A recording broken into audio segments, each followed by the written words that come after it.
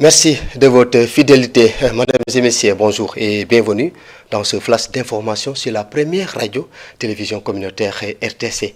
Et pour démarrer cette édition éducation, d'ici 2030, 7227 abris provisoires seront entièrement remplacés par des salles de classe sur l'ensemble du territoire national, dont 7011 dans l'académie de Sédhiou. Ce vaste chantier s'inscrit dans le cadre du programme d'urgence de remplacement des abris provisoires PURAP, officiellement lancé ce jeudi à Mandina Findi Fento dans le département de Sédhiou par le ministre de l'Éducation nationale Moustapha Bamba Grassi et en présence de son homologue des forces armées. Ces explications au micro de Omar Sissé. Le programme d'urgence de remplacement des abris provisoires constitue l'une des initiatives les plus ambitieuses, les plus structurantes jamais lancé dans le secteur éducatif sénégalais. Il vise à transformer radicalement les conditions d'apprentissage de nos enfants, qui, depuis trop longtemps, malheureusement, évoluent et vivent dans des environnements scolaires les plus précaires. En droite ligne avec l'axe stratégique, capital humain de qualité et équité sociale, de l'agenda national de transformation, le PURAP matérialise la détermination du gouvernement à construire une école moderne qui réponde aux standards et contribue efficacement à l'émergence d'une nation souveraine, juste et prospère à l'horizon 2050. Cette initiative ambitieuse prévoit d'ici 2030 le remplacement intégral de 7227 abris provisoires en salle de classe sur l'ensemble du territoire national, dont 711 spécifiquement pour l'Académie de Sédhiou. Le partenariat stratégique et inédit avec le ministère des Forces armées constitue une innovation majeure dans l'approche gouvernementale. Cette collaboration sans précédent mobilise l'expertise reconnue du génie militaire pour garantir la qualité, la rapidité et l'efficacité de nos réalisations infrastructurelles, marquant ainsi une rupture avec les méthodes traditionnelles de construction scolaire. Et puis à Loul-Sessène, dans la région de Fatick, les journées portes ouvertes du centre de formation professionnelle ont été l'occasion de faire part des doléances, des défis et des difficultés auxquels est confronté cet établissement ouvert depuis plus de 4 ans. Bien que sa mission est centrée sur la formation, l'accompagnement et l'insertion professionnelle des jeunes, le centre peine encore à atteindre ses objectifs. Compte rendu signé de Amissar. Le centre de formation professionnelle de Loul-Sessène fait face à de nombreuses difficultés malgré les efforts déployés pour favoriser la formation, l'insertion des jeunes dans la localité. Pratiquement, on fonctionne avec moins de 50 apprenants, donc un effectif de corps professionnel de 14. Donc on aimerait au moins arriver, pourquoi pas jusqu'à 200 élèves, comme le centre de Diofior qui est là. Maintenant, c'est l'implication de la population seulement qui nous manque. Et avec l'aide du maire et avec les promesses qui ont été tenues aujourd'hui, c'est que si on s'y engage tout le monde, on peut arriver jusqu'à ce niveau. Nous avons des métiers. Tant d'autres filières aussi pouvaient être créées à condition que la population adhère, à condition que la population aussi demande. Nous fonctionnons avec la couture, la restauration, la coiffure. Donc des métiers tels que l'horticulture et l'ouvrage métallique. Les conditions de travail restent précaires et le taux de fréquentation demeure très faible. La fréquentation est minime.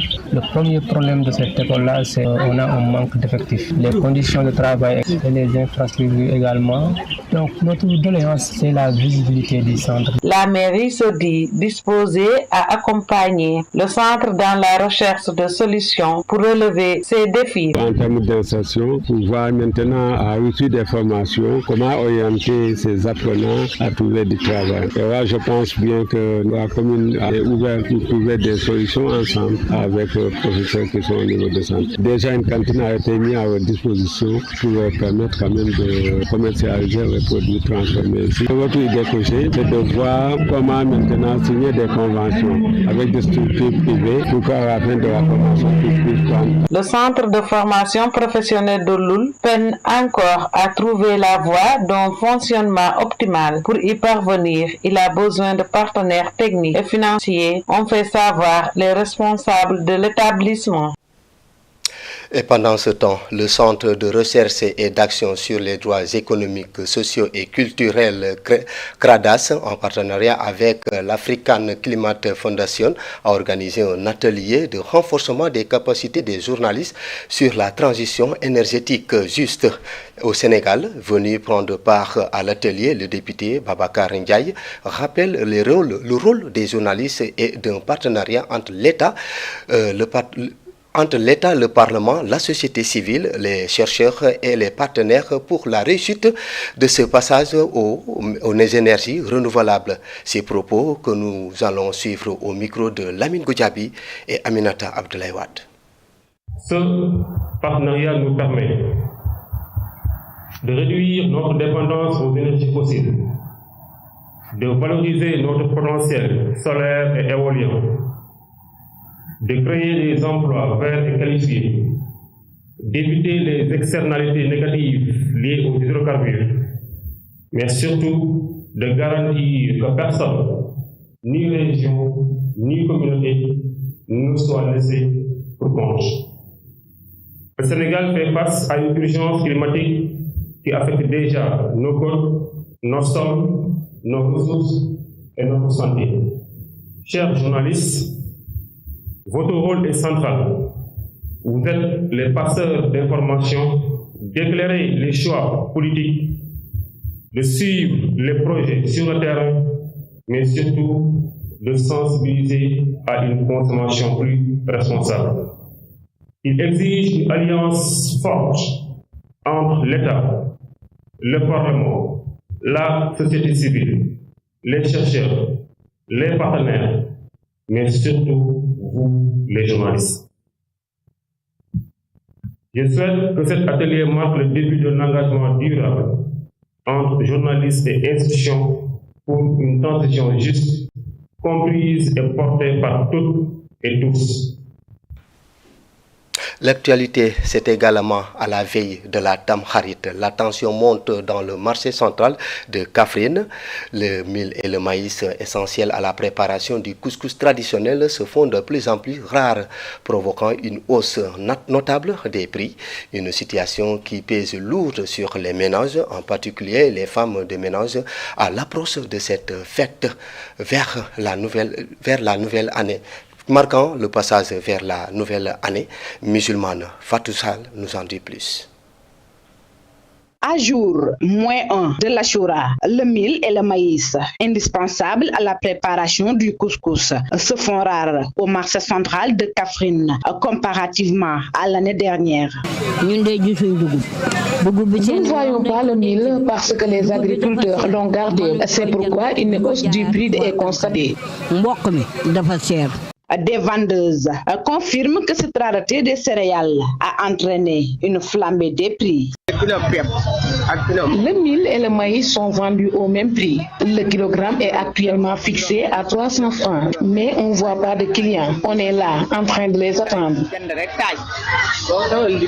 Une situation qui impacte également les femmes de ménage qui peinent à s'approvisionner. Cela fait 3 jours que je veux acheter 30 kg de mil et de maïs, mais je n'arrive toujours pas à en avoir. J'en ai que ces 2 petits bols. En plus de cela, les prix sont trop chers. La Tamkharit, marquant le nouvel an musulman, est une occasion où la majorité des familles musulmanes préparent du couscous pour le dernier dîner de l'année égérienne. Sport pour terminer. Les Navetanes 2025 se joueront du 15 juillet au 15 octobre selon une circulaire ministérielle. À Pékin, autorités administratives et acteurs du mouvement sportif s'engagent à respecter ce calendrier entre mesures d'encadrement strict, fusion d'ASC et volonté d'apaisement. Tout est mis en œuvre pour une saison réussie. Compte rendu, Maïfaï. Une circulaire ministérielle fixe le début des Navetanes au 15 juillet avec une clôture prévue le 15 octobre. À Pékin, toutes les dispositions seront prises pour s'y conformer, a assuré le préfet. Il nous faut une planification qui nous pousse à respecter ces délais qui sont impartis par les plus hautes autorités. On n'a pas beaucoup de stades à Pékin. Et pourtant, on a 120 ASC qui sont répartis dans beaucoup de zones et qui doivent jouer durant ces 3 mois-là. C'est pourquoi il fallait cette concertation-là. À la question de savoir si ce délai pourra être respecté, un président d'ASC se dit confiant quant à l'organisation. Kermassar n'interviendra pas donc, au niveau du stade Alassane Djigo, de même qu'il y a 4 autres ASC qui seront donc délocalisés à Mbao. Du coup, avec le reste des ASC qui va composer donc, la programmation au niveau du stade Alassane Djigo, on peut avoir espoir que ça pourra se faire. La fusion de certaines ASC pour alléger le calendrier et apaiser les rivalités a également été évoquée. Le préfet a salué cette démarche. Ce qu'on voit maintenant dans les quartiers, c'est un quartier, par exemple 2, 3, 4, jusqu'à 5 ASC. Ça ne fait que multiplier ce qu'on appelle les matchs de derby. Et du coup aussi multiplier la violence dans les quartiers. Parce que si les quartiers, si les ASC sont en tout cas partagent des rues, c'est toujours la violence. Un CDD tenu à cette occasion a permis aux autorités compétentes de rappeler que la loi sera appliquée dans toute sa rigueur. Toutes les sanctions prononcées à l'encontre de ces ASC seront appliquées. Mais il arrive parfois que l'autorité par exemple vous demande pour des causes par exemple qu'on ne maîtrise pas, de revoir par exemple la sanction de certains ASC. L'édition 2025 des compétitions navetanes se jouera durant les 3 mois de vacances scolaires, conformément à la décision du ministère des Sports. Les acteurs du mouvement ont pris l'engagement de respecter les délais requis. Maï Faye, c'est d'ailleurs ce reportage qui met fin à cette édition sur la première radio-télévision communautaire RTC. Vous aurez rendez-vous avec le journal en Polar. Quant à moi, je vous donne rendez-vous à 14h pour le journal en Diola. L'information continue sur iracsénégal.sn. Mesdames et messieurs, merci de nous avoir suivis. Bon début de semaine, bon début de week-end. Au revoir.